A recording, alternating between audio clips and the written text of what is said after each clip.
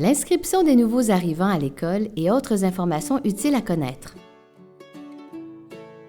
L'inscription de mon enfant à l'école. Si c'est la première fois que votre enfant s'inscrit à l'école, il est important de savoir que l'inscription se fait soit à la commission scolaire, soit à l'école, et ce, en tout temps. Votre enfant pourra être orienté vers une école de votre quartier. S'il a besoin de services d'accueil et de soutien à l'apprentissage du français, il pourra être dirigé vers un point de service plus éloigné de votre résidence. Pour la première inscription d'un enfant à l'école québécoise, il faut fournir un document officiel contenant le nom légal, le prénom usuel et les autres prénoms de l'élève, son sexe ainsi que sa date et son lieu de naissance, les noms et les prénoms de ses parents. Tous ces renseignements doivent apparaître sur le document officiel. Si ce n'est pas le cas, un document complémentaire avec les renseignements manquants sera exigé. Lors de l'inscription, on vous demandera une preuve de résidence dans le quartier. Certaines écoles acceptent le bail, tandis que d'autres exigent une facture comme celle du téléphone ou de l'électricité. Une fois que votre enfant est inscrit dans une école, vous devez renouveler son inscription à chaque année. Il suffit de remplir le formulaire que l'école vous remettra. La première entrevue pour connaître votre enfant. Les procédures d'accueil pour les nouveaux arrivants sont différentes d'une commission scolaire à l'autre et d'une école à l'autre. Mais les parents et leurs enfants peuvent parfois être invités à une première entrevue qui permet à l'école de se familiariser avec l'enfant. Pendant cette rencontre, on peut vous demander de fournir des informations sur votre parcours migratoire, sur le parcours scolaire de votre enfant, sur son état de santé ou sur ses intérêts. Si votre enfant a une maladie ou une difficulté particulière, il est recommandé de le mentionner à la personne responsable de l'entrevue. Si vous avez d'autres documents, comme des anciens bulletins scolaires, des examens ou des rapports professionnels, n'hésitez pas à les transmettre. Cette rencontre peut aussi être l'occasion de poser vos questions.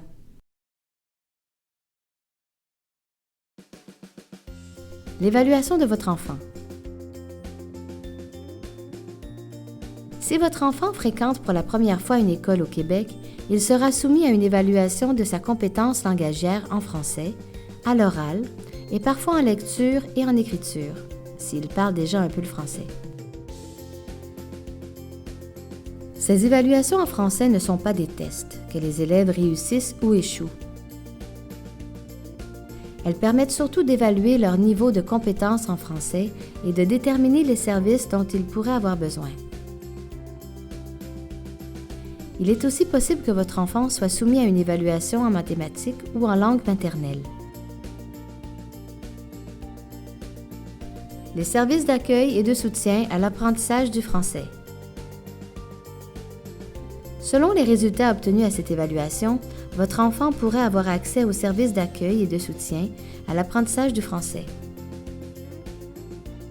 Ces services permettent aux élèves d'apprendre le français et de se familiariser avec les méthodes d'enseignement au Québec. L'objectif est de préparer votre enfant pour qu'il puisse suivre l'enseignement en français dans toutes les disciplines scolaires. Ces services d'accueil et de soutien à l'apprentissage du français prennent différentes formes. Votre enfant pourra être intégré dans une classe d'accueil avec d'autres élèves ayant besoin d'apprendre le français. Il pourra aussi intégrer une classe ordinaire et recevoir du soutien en francisation quelques heures par semaine pendant les heures de classe.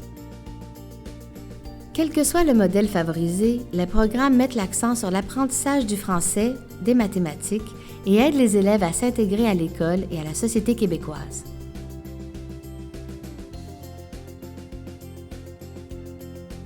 L'intégration en classe d'accueil. Les classes d'accueil sont des classes qui regroupent des élèves nouvellement arrivés au Québec. Le temps de fréquentation des classes d'accueil varie selon les besoins des élèves. Votre enfant pourra intégrer la classe ordinaire en cours d'année scolaire s'il est prêt à suivre l'enseignement dans cette classe. La classe d'accueil permet un apprentissage intensif du français. Puisque la langue d'enseignement est le français, la maîtrise de cette langue est un facteur très important dans la réussite scolaire, et ce, dans toutes les disciplines.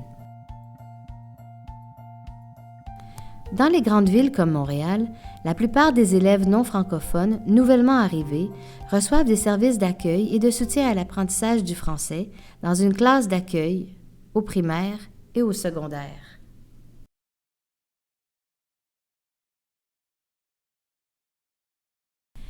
L'intégration en classe ordinaire.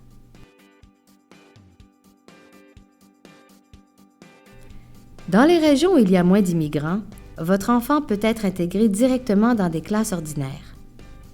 Il recevra des services d'accueil et de soutien à l'apprentissage du français, dont la nature, la fréquence et la durée varieront en fonction de ses besoins et de l'organisation de l'école. L'intégration en classe ordinaire, avec des services particuliers d'accueil et de soutien à l'apprentissage du français, est le modèle le plus souvent offert en région. Il existe également, par endroits, d'autres modèles de services.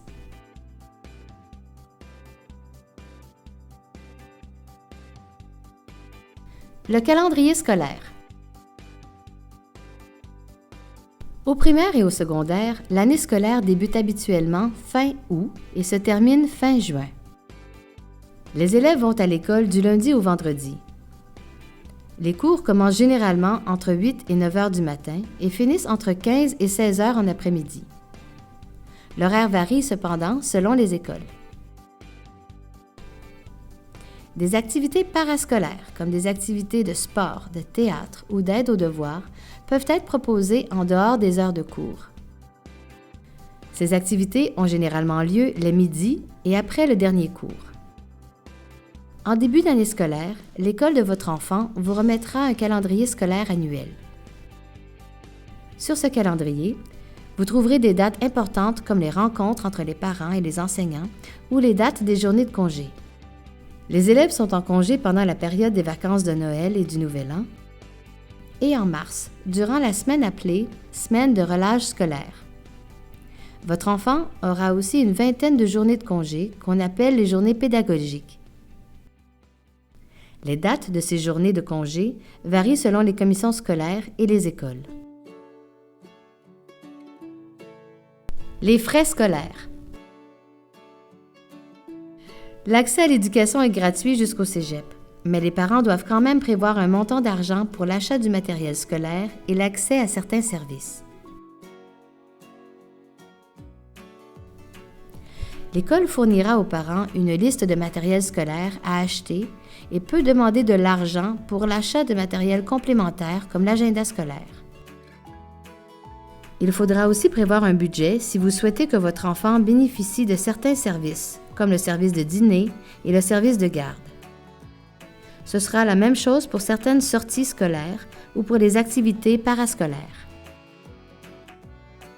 Si l'école secondaire que votre enfant fréquente exige de porter un uniforme ou de respecter un code vestimentaire, vous devrez aussi débourser un montant d'argent. La santé à l'école.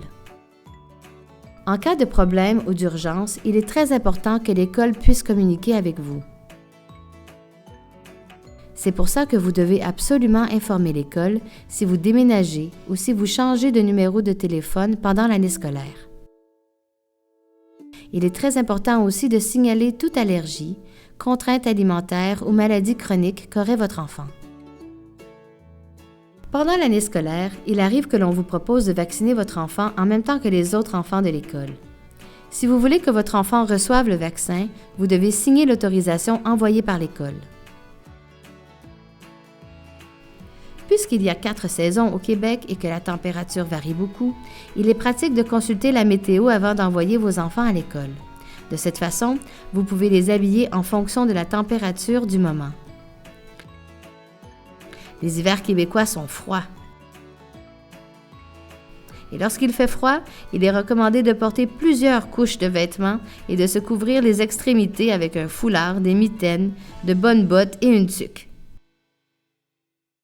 Les autres services scolaires. Le service de garde au primaire. Dans les écoles primaires, un service de garde est proposé le matin, avant l'école, le midi et après l'école. Ce service est payant. La fréquentation du service de garde permet à l'enfant d'apprendre la langue, de socialiser et de s'intégrer à son nouveau milieu d'une manière différente.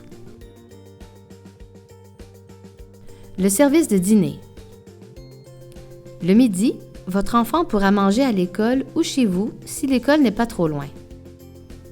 Si votre enfant est au primaire et qu'il doit manger à l'école le midi, vous devez payer un service de surveillance pour la période du dîner et prévoir une boîte à lunch.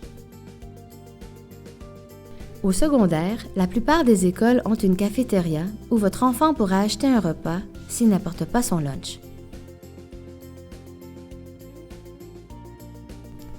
Le transport scolaire. Il est possible que votre enfant se rende à l'école à pied, en autobus scolaire ou encore en autobus public.